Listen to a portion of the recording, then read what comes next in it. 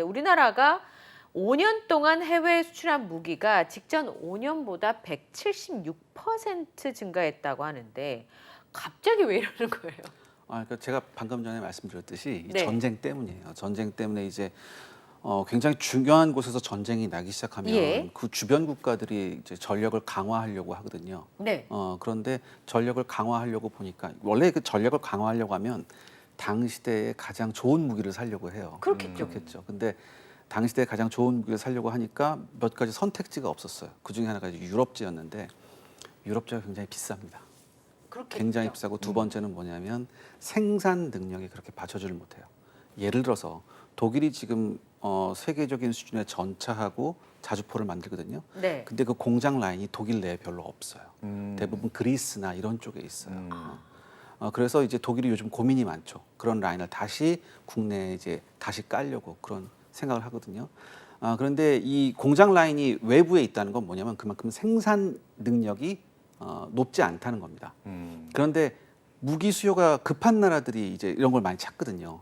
그렇다면 당연히 대안을 찾게 되죠. 성능도 비슷하면서 그다음에 이제 생산 능력도 좋고 네. 제때에 납품받을 수 있는 그런 걸 찾다 보니까 우리나라가 딱 눈에 들어온 거죠. 뭐 사실 이런 말씀 드리기 좀 그렇게 하지만 표정부터 우리나라도 지금 분단 국가이기도 하고 네. 앞서 말씀하셨던 것처럼 러시아 우크라이나 전쟁 여러 가지 좀 지금 국내 정세가 좀 혼탁하게 돌아가고 있는 상황이잖아요. 네. 좀 이런 좀 지정학적 위기라고 해야 될까요? 이런 부분도 좀 어느 정도 최근에 어떤 K 방산의 어떤 급격한 성장에 좀 영향을 미쳤다고 보시나요? 그렇죠. 가장 대표적인 예가 폴란드죠. 폴란드는 바로 지척에서 전쟁이 벌어졌기 때문에 네. 이거 우리가 어떻게 해야 되지? 그다음에 폴란드하고 러시아하고의 그 역사적인 관계도 굉장히 복잡해요. 네네.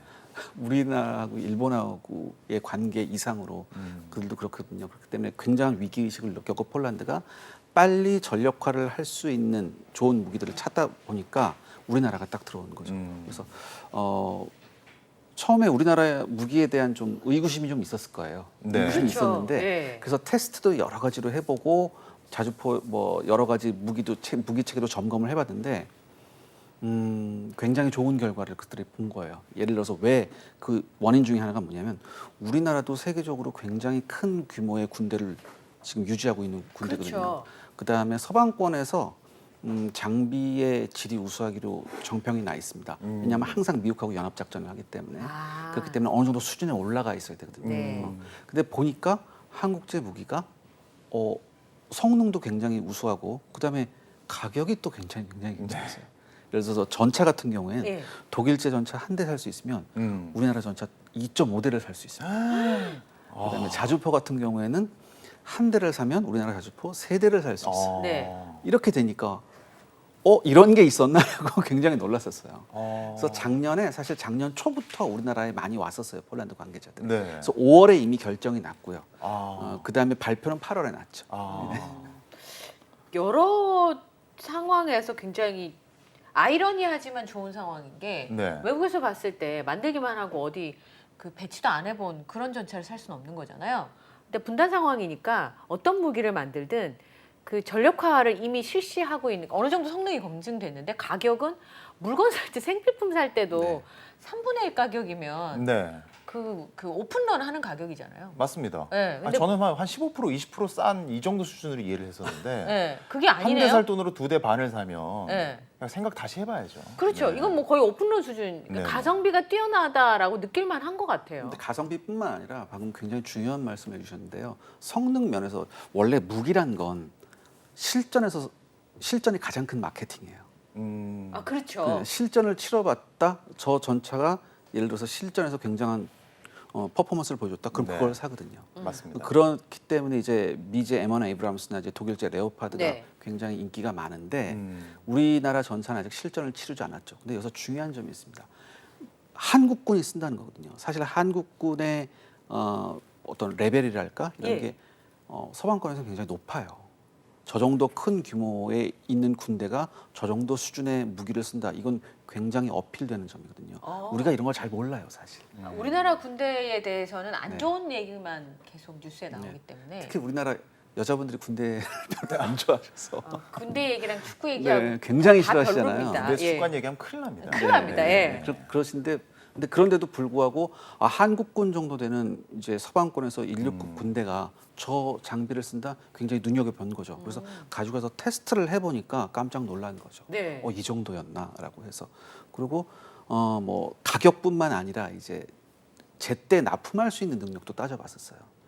그렇죠. 근데 이걸 보니까 폴란드가 이번에 놀랐잖아요. 조기 납품을 했거든요. 네. 땡겨서 갖다 네. 주는데 잘. 사실 우리나라 군 수요를 조금 땡긴 것도 있지만 네. 조기 납품에서 굉장히 놀랐거든요. 근데 이게 앞으로는 이제 이 나토 국가들 특히 네. 신규로 나토에 들어온 국가들 있지 않습니까? 냉전 네. 이후 이런 나라들한테 굉장히 큰 어필을 할 수 있을 것 같아요. 말씀하신 그런 게 이런 거라면서요. 일각에서 나오는 얘기인데 이게 네. 합리적인 것 같아요. 한국산 무기는 최신형의 엄청 우수한 성능이라기보다는 징병제에 맞췄으니까 말하자면 전문가만 쓸 수 있는 게 아니라 어느 정도 훈련을 받은 사람이 쓸 수 있는 거기에 맞춘 저렴하고 다루기 쉬운 무기여서다. 뭐 이런 시각도 있대요. 굉장히 잘못된 시각입니다. 아 그래요? 네. 저는 합리적으로 네, 생각했는데. 굉장히 잘못된 시각이고요. 네. 우리나라의 전차, 그다음에 자주포, 그다음에 로켓 발사 시스템, 천무 같은 거 이런 거 보면 세계 그 어떤 장비하고 견주어도 손색은 없어요. 특히 전차 같은 경우는 전 세계 탑 5 안에 든다고 전 자부를 네네네. 하거든요. 다만 문제가 뭐냐면 나토 국가 우리가 이제 무기를 좀 많이 수출을 하려고 하면 일단 유럽을 좀 봐야 돼요. 유럽을 좀 봐야 네네. 되는데 네. 이 나토는 생긴 지가 70년이 넘었잖아요. 그렇기 때문에 이 나토 국가끼리의 끈끈한 연결이 있어요. 그래서 이거를 뚫기가 굉장히 힘들거든요. 네. 그래서 아마 우리가 노르웨이에서 실패했을 거예요, 우리나라 전체가. 아. 그런데 제가 방금 말씀드린 대로 신규로 나토로 들어온 국가들, 동유럽 국가들이죠. 네네네. 예전엔 바르샤바 조약국이었다가 이런 국가들은 주머니 사정도 그렇게 넉넉지 않는데 예전 나토 국가의 무기를 쓰기엔 굉장히 좀 부담스러운 점이 많거든요. 근데 한국산 무기가 들어왔다. 그렇다면 굉장히 좋은 선택지가 되겠죠. 제가 거듭 말씀드리지만 그렇다면 방금 말씀하신 것처럼 한국제 무기가 대량 생산에 적합한 쓰기 적당한 무기냐? 그건 아니거든요. 특히 육상 장비 쪽에서는 하이엔드급이에요. 전 그걸 자부하거든요. 그건 현지에 있는 사람들도 그렇고 뭐 세상에 싸고 좋은 물건 없습니다. 그렇긴 예. 하죠. 예. 네. 싸고 좋은 그렇긴 물건 하죠. 없거든요. 네. 근데 싸고 좋은 물건을 발견한 거예요, 이 사람들이. 그렇게 이해하시면 돼요. 싸고 좋은 물건이다. 아니, 저는 개인적으로 조금 궁금한 거 하나 여쭙고 싶은 게 우리 이제 K 방산의 기술력 네. 이런 게 예전부터 좀 사실 뭐 업계에서는 계속 얘기가 있었는데 최근 지정학적 이슈 때문에 갑자기 업이 된 건지 아니면은 최근 몇 년 새에 정말 두드러진 발전을 거쳐서 갑자기 신흥 강국으로 이렇게 발돋움한 건지가 좀 궁금하더라고요. 7, 80년대부터 우리가 투자를 하고 노력을 엄청나게 했어요. 특히 90년대 들어서면서 전 진짜 우리나라 엔지니어분들 네. 이쪽 관련 분들이 뭐 이분들의 이 노력은 진짜 필설로 형용할 수가 없을 정도로 많은 노력을 했어요. 우리가 처음에는 자주포 같은 경우엔 미국제 자주포를 라이선스 생산했어요. 네. 근데 라이선스 생산을 굉장히 오래 하면서 이 정도 우리가 라이선스 생산 능력이 있으면 네. 우리 독자적인 자주포를 개발할 수 있겠다라고 생각해서 개발을 했는데 막상 우리 힘으로 개발하려고 드니까 네. 어려운 게 한두 가지가 아니었어요. 제일 문제가 뭐였을까요? 일단 이 전차, 그러니까 자주포 같은 이런 시스템은 굉장히 정밀한 걸 요구해요. 그 다음에 그 나라에 맞는 시스템을 구축하는 게 굉장히 중요하거든요. 그리고 이것을 수출했을 때 수출한 국가에도 이 시스템이 맞아야 되고요. 이런 여러 가지가 있었단 말이죠. 근데 이거를 라이센스 생산했다고 면허 생산했다고 이걸 알려주는 건 아니거든요. 독자 개발하고 면허 생산하는 건 전혀 다른 얘기이기 때문에 그래서 산학 협동을 했었고 그 다음에 정 안 되는 것은 외국에서 있는 기술자들을 불러서 네. 진짜 수업료 톡톡히 치러가면서 다 배운 거예요. 그래서 뭐 3, 40년 전부터 해왔던 그런 노력들이 이제 빛을 발한다. 그렇게 생각을 하셔야죠. 뭐 최근 뭐 몇 년? 10년 사이에 뚝딱 네. 기술이라는 건 절대 한 번에 점프가 없어요. 그렇죠. 단계를 밟아야 되거든요. 우리나라는 특히 육상 장비 부분에서만큼은 우리나라는 그 단계를 굉장히 착실하게 밟았어요. 오, 그렇군요. 조금 더 제가 디테일하게 하나 이제 또 여쭙고 싶은 게 또 우리나라 1등 수출 무기 하면 또 K9 자주포 네. 아니겠습니까? 세계에서 뭐 시장 점유율 거의 50% 육박하는 수준으로 알고 있는데 아무래도 평도 포격 사건 당시에 네. 이 K9의 좀 위력을 좀 어느 정도 우리가 좀 인지할 수 있었느냐라는 네. 좀 궁금함이 좀 있긴 하거든요. 굉장히 중요한 말씀하셨습니다. 네. 제가 방금 말씀드렸죠. 실전을 치러야 된다고. 네네네. 연평도 사건 때 제대로 반격한 게 K9이었거든요. 아. 네. 그때 저는 우리나라 언론한테 조금 섭섭했습니다. 아. 왜냐하면 네네. K9이 반격을 한 그 위성 사진이 있었어요. 네네네. 근데 북한의 방사포가 발사된 지점으로부터 이제 여러 군데 찍혔거든요. 그때 우리나라 언론이 뭐냐고 이걸 왜 못 맞추냐고 그랬어요.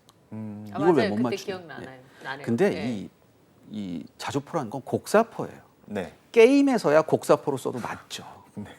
그때 당시 기자들은 제가 이런 말씀에서 굉장히 죄송한데 게임하고 현실하고 구별을 못하는 거예요. 근데 포탄이 떨어진 데를 반경으로 해보면 북한군 방사포가 다 범위 안에 들어왔어요. 아. 네. 그래서 북한군이 원래 6대가 있었거든요. 방사포가 3대가 먼저 사격을 하고 그 사격 결과에 따라서 나머지 3대가 발사를 하려고 했는데 우리 반격 때문에 나머지 3대가 반격을 못하고 북한군이 철수했어요. 그다음에 사상자도 굉장히 많이 났고. 네. 아까 말씀하신 것처럼 그렇게 보면 기술력이 굉장히 훌륭한 네. 것이고 전자적인 것과 달리 기계적인 거는 차곡차곡 기술이 업력이 만들어져야지만 정교하고 불량이 없고 이제 이런 부분들로 갈 수 있는 것인데 네. 어쩔 수 없이 이제 무기를 국산화해야 되는 절체절명의 그 과제가 우리나라에 있었기 때문에 지금까지 쭉 노력할 수 있지 않았나 싶은 생각이 좀 드네요. 이게 성능은 최정상급이다. 아까 말씀하신 거. 자주포 같은 경우는 성능이 굉장히 좋다고 말씀을 하셨는데 어쨌든 소비자, 그러니까 사야 되는 국가 입장에선 너무 비싸면 또 네. 사기가 어렵잖아요. 그럼에도 불구하고 우리나라에서는 그렇게 저렴하게 만들 수 있는 그 뭐지 요인이 뭘까요? 원동력이라고 해야 될까요? 네. 저렴하다고 생각하시는 것보다는 유럽제가 지나치게 비싸요. 아, 걔들이 비싼 네, 거예요? 왜냐하면 제가 말씀드렸죠. 독일 같은 경우에 자국 내 생산 라인이 없어요. 아. 그러니까 워낙 인건비가 비싸가지고. 비싸니까. 예, 그래서 외국에다 한 거거든요. 네. 그런데 이제 규모의 경제를 봐야죠. 아. 규모의 경제. 예, 우리나라는 일단 포병 화력에 굉장히 신경 쓰는 나라예요. 왜냐하면 우리가 6.25를 네. 겪으면서 포병 화력에 대한 아쉬움이 굉장히 컸거든요. 그래서 우리가 갖추고 있는 모든 포들을 자주포하자, 자주화하자. 그다음에 우수한 걸 만들자. 그리고 우리나라 내에서만 우리 군 소요만 1,000대가 넘어가요. 아. 이러니까 규모의 경제가 되는 거죠. 기본적으로 우리가 네. 많이 소비를 하니까. 예를 들어서 지금 우리나라 K9 같은 경우에는 1,000대 넘게 생산을 했어요. 네. 그다음에 앞으로 1,000대 넘게 더 생산을 할 계획이고요. 근데 우리의 라이벌이 되고 있는 독일제 자주포 같은 경우에는 지금까지 나온 지가 굉장히 오래됐는데 지금까지 생산된 숫자가 400대가 안 돼요. 어머. 예. 그러니까 굉장히 좋은 물건을 비싸게 한 했는데 땀 한 땀 만드는군요. 네네. 이게 생산도 많이 규모의 경제가 없단 말입니다. 그러니까 네. 가격이 더 올라가는 거죠. 아. 그런 면에 있어서 우리나라 그 제품들은 가격 대비의 성능도 굉장히 훌륭하고 또 아까 말 2.5배 뭐 네. 3배 이렇게 하는 가격을 이제 할 수 있으니까 충분히 의미가 있을 것 같다는 생각이 좀 맞습니다. 드네요. 예. 자, 그다음에 효자 무기가 K2 전차라 그러는데 네. 자주포랑 전차는 어떻게 다른가요? 예. 그러니까 자주포는 곡사포를 쏘는 거예요. 보병을 지원하는 거. 네. 멀리서 뭐 40km 밖에서 곡사포를 지원하는 거고. 전차는 직사포죠. 네. 그러니까 적 전차 한 2, 3km 내에서 혹은 네. 1km 이내에서 적 전차를 만나서 적 전차를 격파하고 그다음에 보병을 지원하면서 뭐 이런 게 이제 전차의 역할이죠. 그러니까 전차는 어느 정도 이제 적의 포격 같은 걸 견뎌야 돼요. 그래서 전차 같은 경우에는 방어력이 굉장히 중요하죠. 방어력이 중요하다. 네. 아니, 제가 지난주에도 빅데이터는 맞아요. 알고 있다 해서 관련해서 좀 소식을 전해드린 기억이 나는데 K2 흑표 전차가 유럽에서는 거의 게임 체인저가 좀 될 것이다. 제가 이름도 외우고 있습니다. A.B. 에이브럼스 기고가께서 그쵸. 네. 디플로맷이라는 외교 전문지에 이런 네. 내용을 또 실으셔서 화제가 됐었는데 예, 이 게임 체인저가 된다고 했던 이유는 뭐냐면 네네. 제가 방금 말씀드린 거고 일맥상통하는데요. 저 정도 수준의 전차를 이렇게 빠른 시간 내에 대량으로 배치할 수 있는 국가가 어디 한국밖에 없다. 그렇다면 결국은 한국제 무기가 네. 유럽 시장에서도 게임 체인저가 될 수 있다. 이런 취지죠. 그렇게 빨리 만들 수 있는 거는 훌륭한 인력들이 많이 있어서 그렇게 가능한 거예요. 우리나라가 그 유지하고 있는 군대가 크잖아요. 네. 그렇기 때문에 우리나라는 그 생산 능력을 우리나라 자체적으로 야무지게 갖춰놔야 돼요. 이런 것이 국제 이제 방산 시장에서도 굉장한 장점이 될 수 있죠. 아. 예. 그렇군요. 예. 그러니까 예를 들어서 우리나라 다른 나라가 한 2년 정도 걸려서 줄 수 있다. 우리나라는 빠르면 1년 안에도 할 수 있는 그런 능력이 있어요. 그 어마어마한 건데요. 네. 어떻게 기간을 그렇게 단축할 수 있는 건지. 네. 여기서 또 한 가지 또 궁금한 예. 게 좀 있는데 지난해 뭐 폴란드 또 희소식이었잖아요. 폴란드에서 예. 말레이시아와 FA50 경공급기 계약을 네. 또 맺었었는데 인도의 테자스라는 회사하고 네. 막판 또 경합을 벌인 것으로 알려졌었는데요. 말레이시아가 또 이 테자스가 아닌 또 FA50을 좀 선택한 이유가 있을까요? 테자스하고 우리 FA50하고 비교하면 조금 자존심이 상해요. 아, 그럼 안 되는 거예요? 아 가슴이 네. 굉장히 테자스는 인도 공군도 타기 싫어하는 전투기. 아, 그래요? 네, 굉장히 싫어하는 거거든요. 음. 우리 FA50 경공격기가 사실 지상 무기는 다른 이제 외국의 이제 탑 티어 장비들하고 겨룰 수 있는데 공군 아직 그 항공기 분야에서만큼 우리가 틈새 시장을 노려야 돼요. 아직 우리가 하이엔드 전투기를 만들어서 세계 전투기 시장에서 이제 나갈 정도는 아니거든요. 네. 그런데 제가 방금 말씀드렸잖아요. 틈새 시장. 네. 모든 나라가 하이엔드 전투기를 원하는 건 아니거든요. 그럴 능력이 예, 안 되는 예. 국가도 많이 있고요. 적당한 그치. 수준의 적당한 가격의 전투기를 야무진 전투기를 원할 네, 그런 네. 나라들도 굉장히 많아요. 그런 나라들의 입맛에 우리나라 FA50 전투기가 전폭기가 굉장히 맞아떨어졌다. 이렇게 이해하시면 됩니다. 저는 개인적으로 또 궁금한 게 예. 노르웨이 같은 경우에는 최종적으로 좀 이게 어느 정도 좀 심사표를 공개해가지고 네. 또 화제가 됐었는데 네. 다른 나라들도 블라인드 테스트를 계속 이어가는 추세인가요? 아니면 좀 어느 정도 심사표를 공개하는 추세인가요? 심사표를 공개한다는 게 좀 쉽지가 않아요. 이거 네네. 보통 이제 디브리핑에서 이제 공개하는 건데 네네네. 노르웨이 같은 경우에는 노르웨이 국내 언론에서도 얘기가 많았죠. 음. 야, 가격은 절반인데 성능은 똑같으면 당연히 한국제 해야 되는 거 아니냐. 근데 왜 독일 걸 예. 사는 거야? 근데 이러고. 제가 네. 말씀드렸죠. 이 기존의 나토 국가들 간의 끈끈한 그런 게 있어요. 이걸 넘기가 굉장히 힘들고 더군다나 무기 수출이라는 건 정치적으로 얽혀 있는 게 그렇죠. 굉장히 많거든요. 그래서 예. 그런 것까지 고려를 해야 된다. 네. 아까 말씀하신 것처럼 이런 경우 있잖아요. 굳이 비싼 돈을 주고 저걸 사오면서 다른 걸 뭔가를 딜을 해야 되는 상황인 경우가 정치적으로 발생할 수 있기 네네. 때문에 방산이라고 하는 게 무기를 잘 만들기만 한다고 해서 세일즈할 수 있는 거는 아닌 여러 가지 그렇죠. 혼합적인 부분들이 좀 있지 않나 싶은 생각이 드는데요. 그러면 아까 말씀하신 아직 FA50은 틈새 시장을 노려야 되면 미국 시장 노린다는 얘기는 아직까지 좀 멀었어요. 그러면 근데 미국에 훈련기 시장이 있어요. 훈련기 네, 시장. 훈련기 시장이 있는데 이제 미국은 훈련기 시장이 굉장히 커요. 미 공군도 훈련기 시장이 있고 미 해군 항공대도 훈련기 시장이 있거든요. 아, 그래요? 근데 미 공군 같은 경우에는 워낙 예. 규모가 크다 보니까 이제 보잉제를 선택을 했어요. 아시다시피 네. 보잉이 굉장한 경영난에 있거든요. 네. 그래서 어쩔 수 없이 이제 보잉 거를 선택을 해줬는데 이 미 공군과 미 해군 항공대는 어마어마한 라이벌 의식이 있습니다. 아, 왜요? 굉장히 서로 싫어요. 아, 서로 싫어요? 그러니까 우리가 최고다는 거죠. 아. 우리가 최고다 이게 있거든요. 그래서 굉장한 라이벌 의식이 있는데 어느 정도냐? 미 공군에서 선택한 그 비행기를 미 해군은 또 선택 안 하려고 하는 그런 게 좀 있어요. 그래서 미 공군 시장은 이미 보잉한테 조금 넘어갔지만 훈련기 네. 시장이 미 해군의 훈련기 시장은 우리가 굉장히 도전해 볼 만하다. 사실상 우리나라 FA50과 T50 계열의 이런 훈련기가 가장 적합하지 않을까. 이런 얘기는 미 해군 내에서도 나오는 얘기거든요. 그래서 앞으로 좀 기대를 갖고 우리가 좀 살펴볼 필요가 있습니다. 아하. 생각보다 여기저기 괜찮은 구석이 꽤 많은 게 피해 방산이군요. 맞습니다. 네.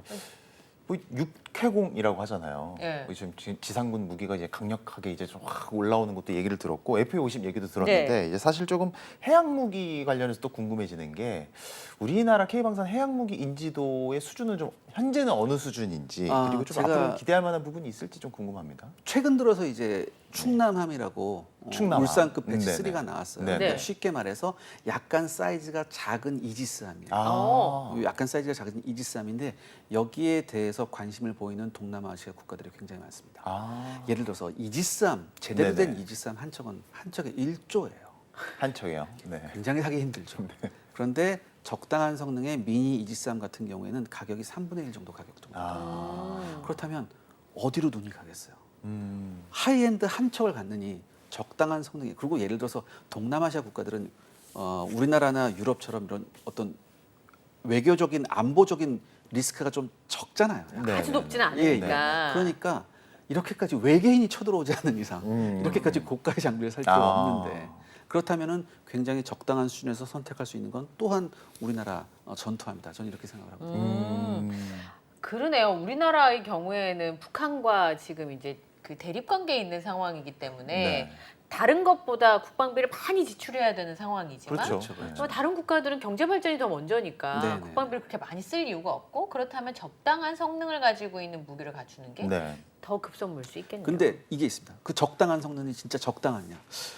적당함을 훌쩍 넘어섰어요. 우리나라 아, 무기들이 네, 네. 그러면 여기서 이런 거 한번 해볼까요? 뭐 밸런스 게임 같은 거 있잖아요. 그 샤를 세원에게 묻는다. 뭐 그래서 저희가 질문을 좀 드리다면 이런 질문 좀 무식하다 소리 들을 수 있을 것 같긴 한데 아까 말씀하신 것처럼 우리나라가 강력한 무기들을 가지고 있어요. 근데 이 무기들 저 초등학생인 것 같은데 네. 전 세계랑 맞짱 뜬다. 네, 네. 그러면 어느 나라까지 도장 깨기가 가능하겠는가? 네. 제가 이제 이런 질문을 굉장히 많이 받습니다. 그래요? 예, 굉장히 많이. 초딩들이 많군요. 근데 되게 이렇게 궁금한 질문이긴 합니다. 뭐 그런 거 있잖아요. 마징가 제트랑 태권브랑 싸움 누가 이기냐 네. 뭐 이런 거잖아요. 근데 제가 역으로 이렇게 여쭤볼게요. 이번 러시아하고 우크라이나하고 전쟁이 났을 때 다들 네. 누가 이길 거로 생각했었죠? 러시아가 당연히 러시아가 참여를 한 달 안에 해요. 이긴다고 생각해요. 네. 근데 전쟁이 1년 넘게 이어지고 네, 있습니다. 네, 네. 전쟁이란 건 일단 붙어봐야 알아요. 해봐요. 근데 저는 이렇게 생각해요. 전쟁이란 건 굉장히 악마적인 행위거든요. 그렇죠. 인간의 본성을 근본적으로 파괴시켜요. 네. 그렇기 때문에 전쟁은 절대 하면 안 돼요. 네. 그런데 전쟁을 절대 하지 않기 위해선 전쟁을 잘 알아야 합니다. 그리고 준비도 해야 되죠. 예. 그래서 우리가 이렇게 무기를 개발해서 이렇게 하는 게 굉장히 중요한데 전 이렇게 생각해요. 전쟁은 어디에서 해야 되느냐? 게임 속에서만 해야 됩니다. 그렇죠. 예. 그래서 뭐 우리가 어디하고 붙으면 어떻게 될까? 전 이런 질문 안 해주셨으면 좋겠어요. 그럼 답을 못 듣는 건가요? 네, 이게 전쟁은 안 해야 되고 중요한 건 뭐냐면 네. 전쟁을 안 하는 국가가 오히려 강한 국가예요. 주변에 리스크적인 존재가 있음에도 불구하고 우리가 전쟁을 억제할 수 있다. 이게 정말 강한 국가죠. 그렇죠. 뭐 제일 잘하는 사람한테 아무나 안 덤비니까. 맞습니다. 예. 일단 좀 기백이라고 하죠. 기세가 또 좋아야지 또 그런 게 있으니까요. 그러면 우리나라의 군사력의 순위는 전 세계에서 어느 정도 수준인가요? 그것도 굉장히 의미 없는 거죠. 그래요? 왜냐하면 뭐 요즘 제가 제발 이런 그 네. 뉴스 프로그램에서 네. 우리나라 뭐 글로벌 파이어 파워 지수로 보면 우리나라가 6위다. 네. 이런 얘기 제발 안 했으면 좋겠어요. 왜요? 우리나라 밑에 누가 있냐면 영국하고 프랑스가 있어요. 음. 근데 영국하고 프랑스는 전략 핵 미사일이 있죠. 궁극의 전략 미사일을 갖고 있는 나라보다 우리나라가 군사력이 세다? 어불성설이에요. 이 글로벌 파이어 파워 지수라는 건 그 나라가 가지고 있는 뭐 전차가 몇 대, 군인 규모가 얼마 이런 것 등등등을 정량적으로 해석한 지수예요. 재래식 무기만. 그래서 이거를 해외에서는 논문에서도 절대 안 쓰고요. 언론에서도 절대 이런 얘기 안 합니다. 근데 우리나라는 유독 우리나라에서만 그러고 좀 네. 왜 그런지 모르겠어요. 사실은 저도 밸런스 게임 하나 준비를 했는데 네. 밸런스 게임 여쭤보기 전에 제가 개인적으로 궁금한 거 하나 더 물어보세요. 여쭤보고 싶습니다. 예. 사실 또 이게 방산 산업 하면 최고의 또 큰형님 격인 나라가 미국 아니겠습니까? 네. 근데 그쵸. 미국 입장에서는 우리나라가 이렇게 좀 방산 산업에서 그렇게 기대주 아니면 유망주로 확 성장하는 거에 대해서 어떻게 받아들일지 일종의 경쟁자 내지는 좀 견제해야 되는 포지션으로 또 어느 정도 상정할 수도 있다고 생각을 하거든요. 일정 부분은 말씀하신 대로 경쟁자가 될 수 있죠. 네네네. 경쟁자가 될 수 있고 그다음에 미국이 추구하는 이제 또 세계 전략이라는 게 또 있잖아요. 네. 그다음에 동맹국가의 네. 전략. 근데 이게 있어요. 만약에 내가 도와주는 동맹국이 나하고 동맹국이 굉장히 허약해요. 네. 예전에 베트남 생각해 보시면 돼요. 네. 전적으로 도와줬는데도 안 되거든요. 네. 예. 그럼 더 이상 쟤네들을 도와줘야 될까? 이런 생각이 들어요. 근데 한국은 다르다는 거죠. 어느 정도 일정 수준 올라왔네. 그리고 사실 폴란드의 FA-50 공격기 전투기 소개해 준 게 미국이에요. 왜냐하면 주선을 해줬다는 원래 말씀이십니까? 폴란드는 미국제 F-16을 먼저 사고 싶어 했거든요. 네. 근데 우리가 여력이 없다. 근데 비슷한 시스템이 있다라고 비슷한. 이렇게 해준 게 미국이거든요.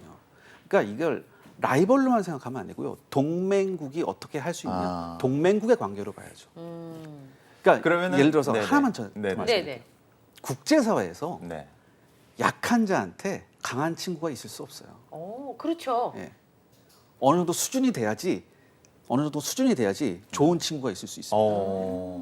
그럼 예고 드린 대로 또 어떻게 받아들일지 모르겠는데 네. 밸런스 게임 하나 들어가도록 하겠습니다. 앞으로 우리나라에 과연 어떤 게 더 필요할까? 두 개 중에 하나 골라주시면 됩니다. 네, 두개 중에 하나. 잠수함과 항공모함. 네. 하나, 둘, 둘, 셋. 셋. 전 잠수함이에요. 잠수함. 음.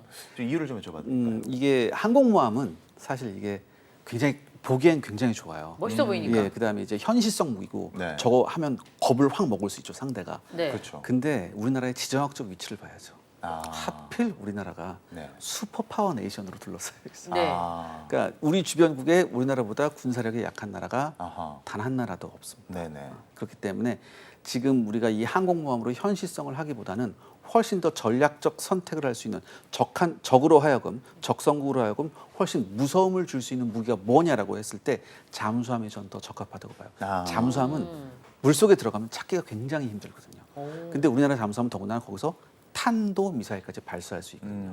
그렇기 때문에 상대국 입장에서 한국이 항공모함을 갖는 거하고 잠수함을 갖는 거 어떤 게 더 무서울까? 잠수함이 훨씬 더 무섭거든요. 어. 그러면 그 여기다 하나 더 여쭤보고 싶었던 게 사실 지금 자체 핵무장 얘기 많이들 하시잖아요. 네, 정치인들이 그 이야기하는 것과 전문가가 보시기에 현실성 있는 문제를 감안한다면 지금 북한의 상황을 감안해서 어떻게 생각하세요? 우리가 국제사회의 룰을 무시하고 그다음에 동맹을 훼손하면서까지 핵무기를 개발하는 건 굉장히 힘든 일이죠. 네. 현실적으로. 그럼에도 불구하고 우리가 왜 이런 딜레마에 빠져 있냐? 네. 문제는 북한이 핵을 가지고 있다는 거고. 그렇죠. 그다음에 북한이 그 핵을 가지고 미사일을 가지고 끊임없이 도발을 하고 있거든요. 네.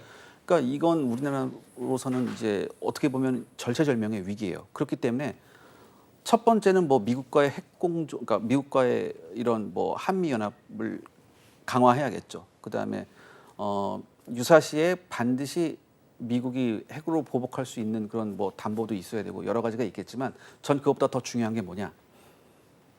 때가 돼서 우리가 굉장히 빠른 시일 안에 별다른 기술적 리스크 없이 핵무기를 만들 수 있는 역량을 갖춰놓는 것 이게 굉장히 중요합니다.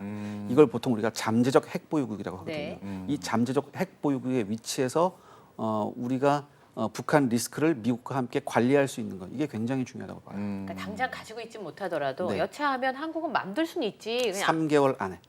3개월 안에요. 쉽지 않을 것 같은데. 아니요. 예. 가능합니까? 네, 지금 뭐 6개월이라고 생각하시는 분들도 있고 네, 1년이라고 생각하시는 저는 분들도 최근에 들은 건 6개월이었는데 오늘 신문 보니까 1년 안에 뭐 이런 얘기들이 나와서 네. 그러니까 지금 기자님 얘기하시는 거는 석 달 안에 할 수 있는 석달 안에 할 수 있는 능력을 갖춰놔야죠. 그것만 갖추고 있으면 그 자체로도 위협이 네, 될 수 있다는 굉장한 효과가 있습니다.